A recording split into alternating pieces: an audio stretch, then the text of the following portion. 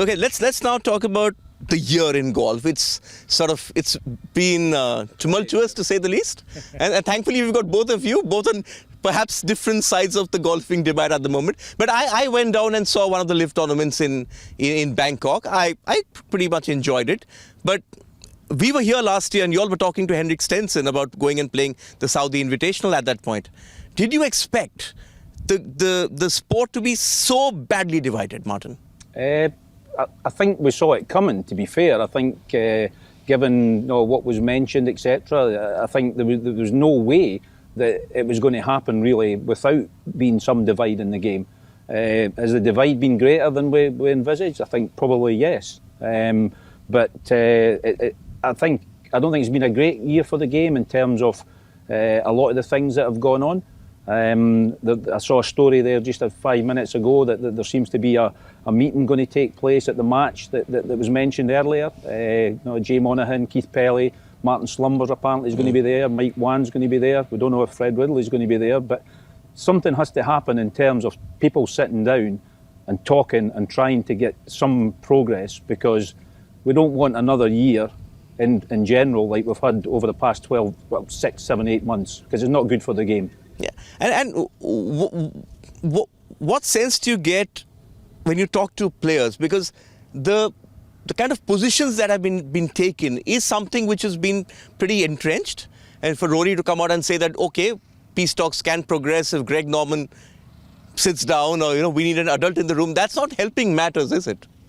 Well, the media has to ask questions, and that's going to be something that is going to stay. I mean, there will be questions about LIV Golf, the validity of it, or how important it is. There will be different sets of questions. People will ask about Rory McIlroy to Cam Smith. They will ask about Bryson DeChambeau to Tiger Woods.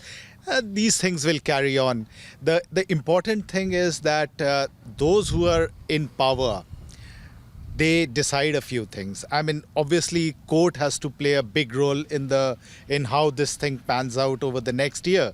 But I mean, even for the guys like Mr. Ridley, Mr. Slumbers, or Jay Monaghan, Greg Norman, they have to have a common vision for this game. Otherwise, this has become really very fragmented. Is it good for the game? As Martin said, at various stages it is not, But, I mean, if you ask any of the players who are going to play 20 elite events of $20 million each on the PGA Tour, they are pretty happy about it. If you go and ask Asian Tour guys who have been given $300 million by LIV Golf for the next 10 years, they are extremely happy about it. The money's coming in. I think there's no doubt about that. The money is coming in. The problem is these small impediments which are sort of leading to a bigger problem. And I think we're here at the Hero World Challenge. You were both at the DP World Tour Championships, and John Rahm's comments pretty sharp over there about the world rankings. That's the big fight going on at the moment. There's world rankings here as well at the Hero World Challenge. A limited field of 20. Martin, okay, 72 holes, but no cut. Yeah, I think Rory and John Rahm obviously disagreed on what they feel about the new world ranking system at the moment. And it is a difficult one. I think that the sort of Rory's feeling was that the field in America was a bigger field, full-size field, whereas in Dubai it was a limited field. But as John Rahm made the point, Rory's in that field. World number one was in that field in Dubai. So I think it's like everything. They've come up with something new. I think it needs to be tweaked. Obviously, the LIV Golf are after world ranking points. We're still to see how that pans out. But do they deserve it, is the question, right? Is Dustin Johnson not one of your top 5 golfers of the year? Just because he goes to LIV? It's a difficult question to answer in terms of how it's all panned out, Diggy, that one. No, I don't think he is top 5 in the world this year in terms of the number of events he ended up playing. But I definitely think the majors are always huge. Always will be, but there's a chance there if LIV Golf players and traditional tour players are going to come together.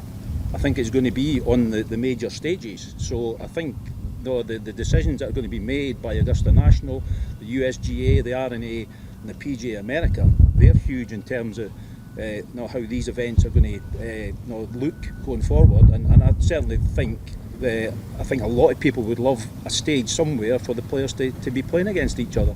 Yeah. I think the majors are should be above neutral, right? should be above everything else. And if you are the best player in the world, and you deserve to be in a major, you deserve to be there playing against the best players in the world.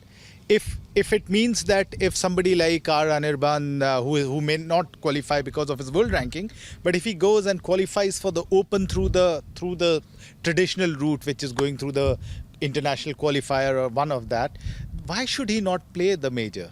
You know, he should be allowed to, because that is a major. That's an Open championship.